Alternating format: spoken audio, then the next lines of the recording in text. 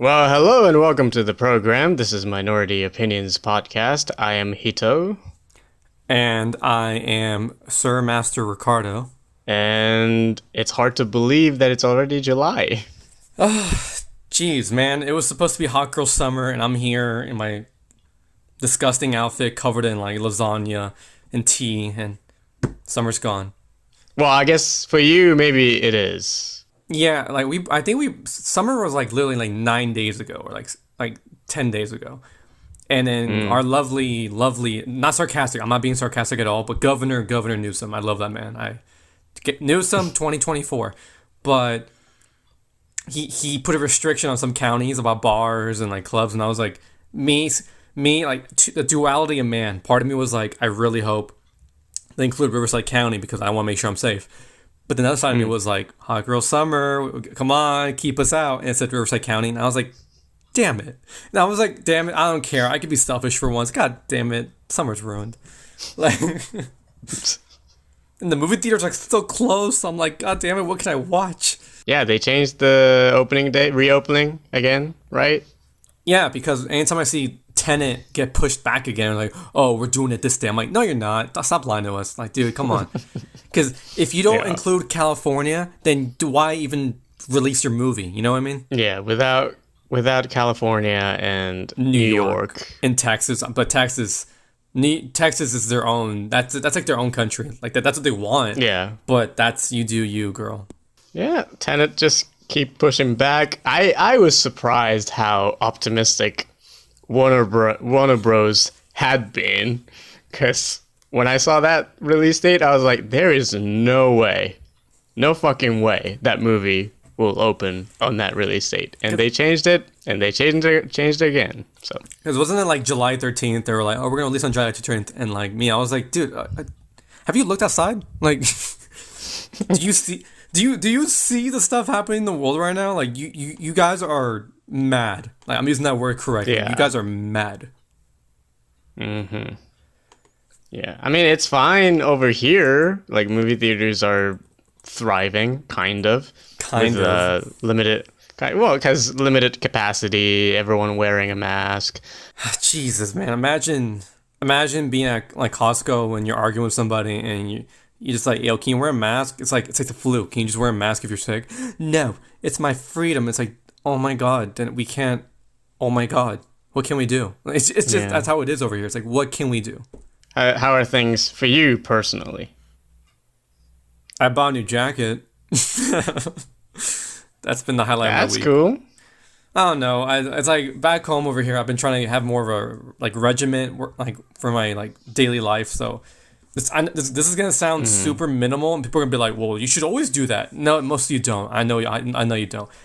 Every day I wake up, I try to read and make my bed. Like I tuck everything in. And at a certain time every day, Monday, Wednesday, Friday, I do my workout. I try to watch at least one film that's like, on Criterion, because I feel like that's good for nutrition. And I try to be optimistic about everything, because before I was like super nihilistic. So I was like, you know what, I should just go for a walk and enjoy life and watch music videos. But then I see Karens out there and I'm like, wow, this is great. This is totally irrelevant, but I just saw fireworks through your window. Yeah, I heard it. Yeah, my neighbors like to pop a lot of fireworks. They're nice people. It's just they need to chill. Like, it's just. Are they Republicans? No, they're not. They're not what you think they would be. Okay. They're not white. I'll say that. At least in my city, you're not allowed to pop fireworks because like we're surrounded by like dry vegetation everywhere. So like if a loose cigarette falls into like somewhere, it look. Do you remember hearing the Holy Fire? Do you remember that? Yeah, that was in my city. So it's really easy for a fire to happen, especially near the mountains. Like it's really common, like September, like fires happen like all the time. Right. So. Yeah. Now we got COVID, and just for July specifically, we got fireworks. Yeah, I totally forgot that fire season is coming in California. That sucks. Yeah, and it's like being in the center of nothing. I'm like, yeah, I love the quiet, but then like fires every so often. I'm like, maybe it's that's a trade off. You know what? I'm okay with that. That's a trade off. But how you been? How's your life doing? Well, since you said you bought a new thing, I also bought a new thing. I bought a new iPad. What? You're a corporate shill now? Oh yeah, I am. Especially for Apple. Jesus. Yes, I love Apple. Well, not really. I like iPads. It's just, it's better than just other tablets. Just not a fan. iPad's good. No, I get you. No, I feel like when you buy certain like iPads, like there's always like that one that's like, yeah, it's just better than the rest. You know what I mean? Yeah. It's always been that way for me. Like, I don't know. I don't have MacBook. I just find it really difficult to use. But iPad, it's easy. I like it. And I bought it with my government aid sort of thing money. They finally gave me $1,000. Oh, wow. So you actually got something. Yeah. I finally got it, so I bought this thing with that money. So technically, I didn't lose anything. And it's great. I love it. And sadly, Japan is experiencing a second wave, so that's gonna be fun. Could you translate Karen into Japanese, or would it just be like Karen? I mean, Karen. Well, over there, Karen is used like a derogatory term for white women, right? Not derogatory. It's just a word for. No, it's the definition derogatory. Like we use it to put down people who are being hella extra. Most likely Right. white, but it's like a universal term. I think it's just Karen. The word Karen wouldn't work over here because it would just be registered as Karen, just a name. And I don't know if there's a word for it. I think it's just rude. The closest thing that we will have is probably asshole. That's it. I mean, it's kind of like those words. Like, what's that? Isn't there specifically a word in Japanese where it means like when you buy books but you don't read them and you just hoard them? There is? I didn't know that. Yeah, there's like an actual word that means like you just buy a book and you just leave it on your shelf and then you never read it because you never intend to. And there's like an I don't know if it's like a formal word or it's just like a slang, but I don't know. I think it is a slang. I don't know that word, so you're talking to the wrong Japanese dude. Everyone at home was like, "You're using them as a token Japanese person." Well, homie, if there's a Mexican Japanese, of course I'm gonna play that card. Yeah, it's like, do you want me to get my neighbor? Hey, Jason, I need a question. Hey, can I ask you a question? You know that term about people who buy books but don't actually read them and just put it? Oh, never mind. You don't know. Okay, goodbye, bye. And he's just like twirling his matcha, like whisking it. He's like, "Thank you, you're welcome," and he just goes back into his window. Jesus.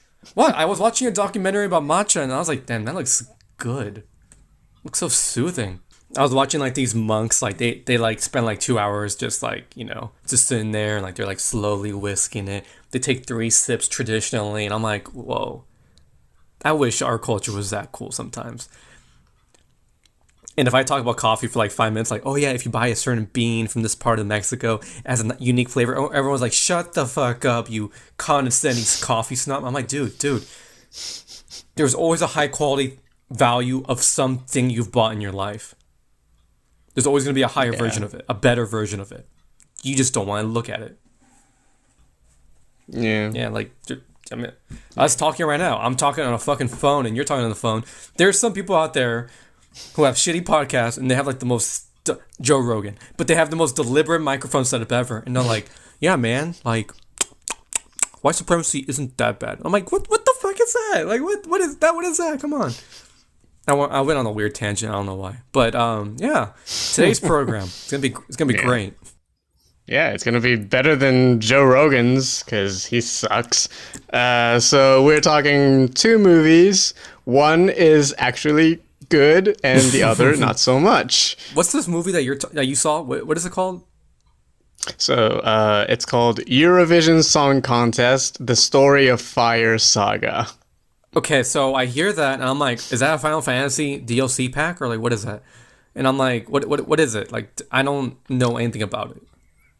I guess it's a musical drama. It's on Netflix. It stars Will Ferrell and Rachel McAdams.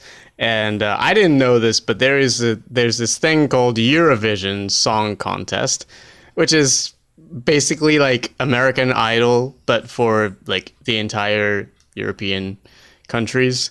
Uh-huh. And it's a real thing. It's a real thing, and apparently it's huge in Europe. This is it's a story about this singing duo played by Will Ferrell and Rachel McAdams. They have been friends since they were kids, and Will Ferrell's dream is to go to the Eurovision contest and win the goddamn contest. And yeah, it's just a movie about them trying to figure out their dream and realizing that they don't necessarily have the same goal in their minds. Of course, Will Ferrell's character is pretty much every Will Ferrell character. Like, he's selfish and man-child and just obnoxious. Yeah, it's a Will Ferrell movie, and it's not good. I wanted to get into that. Like, so me, layman, I don't follow Netflix's like 40,000 accounts. I did see a bunch of like tweets about this particular film, and I'm like, they're like, oh, it's terrible and stuff like that. I'm like, why though? I don't understand why. It's not terrible. I heard that the more you know about Eurovision, the more fun you're gonna have with this movie, and I had like close to zero knowledge of it, so maybe I'm just That's the same people who say like, oh, the more you know about it, the film, the more you'll enjoy it. You could apply the same thing to the prequels of Star Wars. It's like, oh, well, actually, if you know more about it, then you'll enjoy more. And I'm like, dude, I do love Star Wars and stuff, but those movies legit suck. Like, it's just. I prefer those prequels over this movie. No, I mean, at least those are funny and like dramatic. And I'm like, wow, there's some drama, some really dumb drama. But this, what makes it not appealing to you? Not appealing, but like not A grade to you. It wasn't funny enough for me. It's just insufficient laughter. And I when I see a comedy movie, and I realize that I described it as a musical drama, but it is a comedy, musical comedy. And there are some funny jokes. There are some good elements, but overall it just didn't make me laugh. I chuckled. I smiled a few times, but considering it's a Netflix film, do you think its target audience was a bit miscalculated? I think it was perfect that this was a Netflix film, because if this was like released theatrically and had I paid for it, I would have been pissed. But since it's on Netflix, technically I didn't lose much. It's, just 2 hours of my life. It's 2 hours? Exactly. It's too long. Whoa. Is it like exactly 2 hours or like 2 hours and like 30 minutes? About 2 hours, yeah. What could you... Okay, I feel like, I don't know, I'm not sure it's a rule, but I feel like most comedies should be less than 2 hours. Like, that should be like around the hour and a half mark. I feel like that's just the way comedy should be. 95 minutes to like an hour and 50. That's the perfect running time. 2 hours, you're pushing a little too much. And how's Will Ferrell in this movie? I have a very kind of jaded view of Will Ferrell, because I feel like he always does the same project over the years. Like, I remember seeing like the Where's My Money skit from what's the company he made? What's it called? Funny or Die. Funny or Die. I remember seeing that and I was like, oh, this guy's pretty funny. But then as the years went on and I got older, I was like, is he funny or did I just mature? Like I said, it's a standard Will Ferrell character. He plays pretty much the same character in every movie, except when he does some like dramatic stuff. If you like Will Ferrell in Anchorman or other comedy movies that I can't think of right now. You'll probably enjoy it. I'm kind of hit and miss with Will Ferrell. This one was on the miss side. Rachel McAdams is great though. I think she's like she doesn't get to do a lot of comedies and she gets to be funny. So she's great and Dan Stevens steals the entire show. You ever seen The Guest? Which one's The Guest? It's the movie about a soldier, a veteran, killing a bunch of people in a small town. Wow, no, I have not seen that. Wow, that sounds Okay. wow. It's a horror movie. It's like Okay. That makes it's sense. very 80s inflicted horror movie, and he's great in it. But this one, he plays this Russian contestant, and he gets the tone, or he gets the idea of what this movie is going for. And his character's name, I forgot what his name was, Anton Lemtov or something like that. He's really funny. He's great. He rips off his shirt and sing his lungs out. And I'm not sure if it was him or just a professional singer dubbing for him. Right. But yeah, he's great. He steals the show. And there is a song, two songs actually, that Will Ferrell and Rachel McAdams sing. One is called Volcano Man, which you can see on Netflix, the Netflix YouTube account. They released the whole music video. It's like 90 seconds long. It's great. I think it's the first thing, or like the second to first thing that you you see in the movie. And that music video, perfection, A+. If the movie had ended over there, great. And then there's another song called Ya Ya Ding Dong, which is about erection. That made me laugh. Oh, okay. Yeah. And yeah, that's about it. It sounds like a very typical Will Ferrell movie, like wacky, crazy, and that's all it offers. You know what I mean? There's this weird joke, which is Pierce Brosnan plays Will Ferrell's dad. Oh wow, I did not expect to hear that sentence. There's this joke that about 70% of the kids who were born in this small Icelandic town are his children, because Pierce Brosnan's character is so handsome that he slept with like all these women in this town, and like so many of these kids are actually his children. And that really just goes nowhere. You could do a lot worse than this one. There are plenty of bad movies that you can check out, but yeah, disappointment. It's very disappointing. Lackluster. Just you can skip it. The back of the DVD box, you can skip it. How ironic would that be? Just you can skip it and it's in the back of the box. Let's talk about some good movie. Man, you know what I need from the summer right now? Like life in general. Just mercy. I'm just like, homie, please. I need just stop, please. My puns are always on point with these reviews. Sure. Okay, fine. Sure. Next film is Destin Daniel Cretton's film, Just Mercy. Yeah, which came out last year, like around the Christmas time, like limited release, but it opened nationwide early this year. I was going to check it out in movie theaters, but then, COVID happened and theaters got shut down and so much stuff happened in the past several weeks. And thank God, Warner Brothers decided to make this for free for the entire month of June. Yeah, that is the most shocking part, because I remember they released this and I was like, oh, this is clearly like an Oscar category kind of film, right? So then I thought, oh, okay, we're going to see it. And then, didn't happen. But then it's like making it free this early. I don't know what the technique is. I'm like, why? What's What's your plan? What are you trying to do? Well, it wasn't just this movie that they made it available for free. After the George Floyd murder, so many studios and distributors decided to make movies about Black Lives Matter and Black stories available for streaming for free. So I rented this movie, and I rented a couple more movies about Black Lives Matter. But Just Mercy is definitely one of the first movies to do that.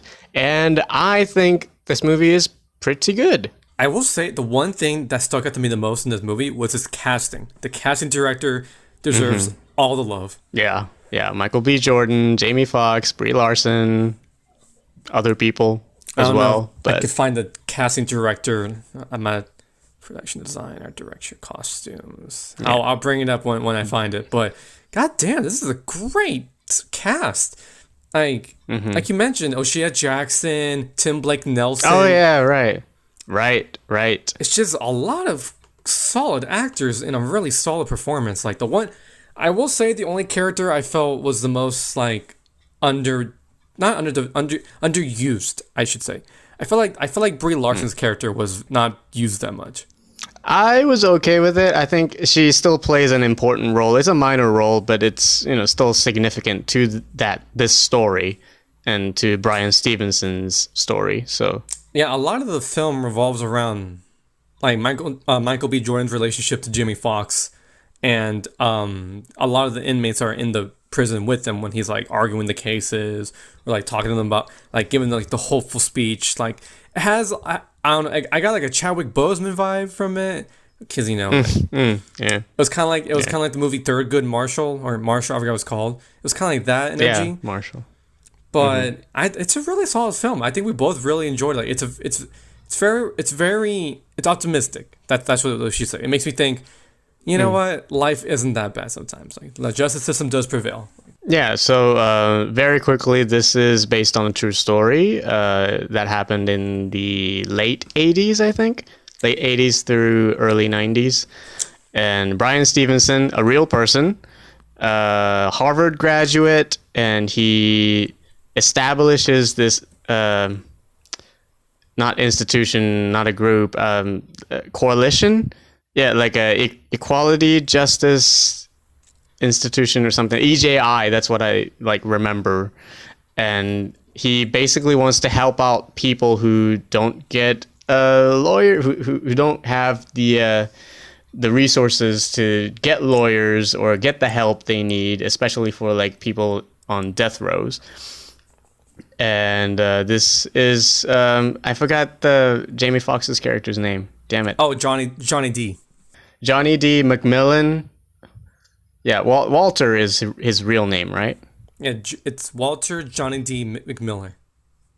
Yeah. So based on his case, he was wrongfully convicted for the crime he didn't commit. It's just like the Central Park 5 case. So many cases like this where black people were put in jail and sometimes killed for things that they didn't do. And it's about how Bryan Stevenson helped him out and asked for a retrial. And ultimately, this is not a spoiler because it's a historical event. Ultimately, got him free. Got him out of the jail. It's crazy. The entire time I was watching the film, I didn't know what the time period was, and I was like, "Oh man, the 40s were bad." And then at one point, like they used a fax machine, and I was like, "That's a 70s thing." And it was like, 1973, and I was like, "This is the 70s." And I was like, "This is mind blowing." Like, you just went to the civil rights protest, and then you have this. It's Alabama, so I'm not really shocked, but it's still mind blowing. Because I like films about like period pieces. I know that has like a weird Victorian era. No, period pieces means like it's in the 70s, 60s. This period piece, it's shocking to see that like parts of the United States are still like that during that change of identity in the country. Yeah, and it still is the same. Yeah, and it's like throughout the film, you see Michael B. Jordan's character, like he's everyone gives him crap, like, "Oh, you're not. You talk white, you dress like a white guy," and I was like, Jesus, this is so, that hurts. And then he it's like he wants to be the change he wants to see in the system, So then everyone just around him is just dragging him down, like, you're not a real black guy, and then you should stay where you are. And it's like, I don't know, that's a really tough position to be in. And you see moments, not really their verbs, not their verbal sparring, but more like, hey, we need to check your pockets, and if there's like an embarrassing kind of degrading scene, like a strip search, and it shows you like, yo, not only is the court case the drama, but the actual black guy trying to be a lawyer in the South, that's the struggle too. Like that's, it's very visual in how it tells you that. He overcomes that, and he meets a lot of inmates who are on, some of them are on death row. Others are just, waiting for their trials. Like this Walter McMillan person, played by Jamie Foxx, apparently was put in jail without a trial. Like just so he's innocent. He was set free, thank God. But just like the Central Park case, he was put in jail based on this other, like some random white guy's testament who clearly was not there. But yeah, just based on one lie, he was put in jail. Yeah, it's very, they bring it up. I thought it was interesting. They bring it up often that it's the same city. It takes place in Monroeville. It's fascinating that they keep bringing up To Kill a Mockingbird. Because To Kill a Mockingbird, the main girl, she wasn't killed, but she was like raped and beaten. And then the entire court case was started the same way again. Like it was just one girl that said he did it, and they pointed at the black guy, and it was like, oh, he did it. Oh my God, everyone get rid of him. He's going to jail. And it's like, oof. And he didn't get like he didn't get a fair trial. He just, like they mentioned in the film, was like, I just got a death penalty automatically, and I was like, Jesus Christ, like that is intense. And then everyone's just like, oh, isn't it obvious? Of course he did it. Of course he would do it. And it's like, homie, there's like no evidence. Like someone just literally pointed their finger, witch trials style, and said he did it. That they did it. People in the city are like, oh yeah, To Kill a Mockingbird took place here, and I was like, what's your implication by that? Like, if you want to say, like, Hawaii, you're like, oh, Jurassic Park was filmed here. I was like, oh, that's historical. That's a big deal. But then if you bring it up that To Kill a Mockingbird was in your town, that book told you not to be racist and stuff. So then why are all of you, like, if you're proud that the author was there, okay, I get that. That makes sense. But if you're like, oh, yeah, To Kill a Mockingbird was here. I'm like, did you read the book? Like, just I don't know if you want to be happy about it. Yeah, they keep bringing that up, and the look on Michael B. Jordan's character is like, that's a fiction, right? It's not explained, but I think it really shows the people in the town. Like, there's always like the racist cop, like, of course they did it. I know it. I'm like, you're racist. It's obvious. But then they're like, oh, To Kill a Mockingbird was here. I was like, that's like you saying you listen to Rage Against the Machine, and then you find out it talks about politics, and then you're like, well, I hate politics. It's like, did you listen to the song? Like, just do we listen to the same album, or did you listen to something else? It's ironic. Like, it's ironic. It is ironic. I mean, it's on the that's what the band is called, Rage Against the Machine. It's like, get it? Did you mean the McFlurry machine, or like what? He's like, what are you talking about? I'm like, homie. He said, I think, didn't he say like burn the Capitol or something like that? Like, I don't know, man. That's how we feel toward this lawyers and the DA. It's always a racist DA. It's always a racist DA. They're like, oh, he did it. Just by the way I look at him. I was like, dude, even today, it really shows you how, like, no matter who you are as a person, if someone just says he did it or she did it and they're guilty, people are just either canceled, put on trial of death, or they get blamed for it forever. And it's like, homie, this guy's innocent. Because we know he's innocent. But it's like, dude, you have no evidence. Like, dude, come on. And even Michael B. Jordan's speech is like, he's like, even if you put this man in jail, there's injustice. I'm like, dude, yes. It's just, oh my God. I'm gonna go on a weird tangent right now. Just because it's a certain month, like Latin American History Month, Black History Month, that doesn't mean you only limit yourself in that month. Like, you know that video, Morgan Freeman, it's like, do you support Black History Month? He's like, no. He's like, why? He's like, why is it only 1 month? Why not all year? And I'm like, yeah. I get you. Mm-hmm. Then it's not like, oh, I'm gonna be a good person and do it this month. It's like just check it out, man. It's a good movie in general. I think Michael B. Jordan and Jamie Foxx are great. Brie Larson is also really good. Tim Blake Nelson, like, love him. He's really good. Yeah, he's great in it. So yeah, check it out and educate yourselves. I certainly learned a lot from this movie. I confuse Ben Mendelsohn and what's his name? Sorry, Tim Blake Nelson. Tim Blake Nelson. I confuse them all the time. They look exactly the same. They have the same facial structure. Thank you for joining us on Minority Opinions Podcast. You could tweet at us at Minority Pod.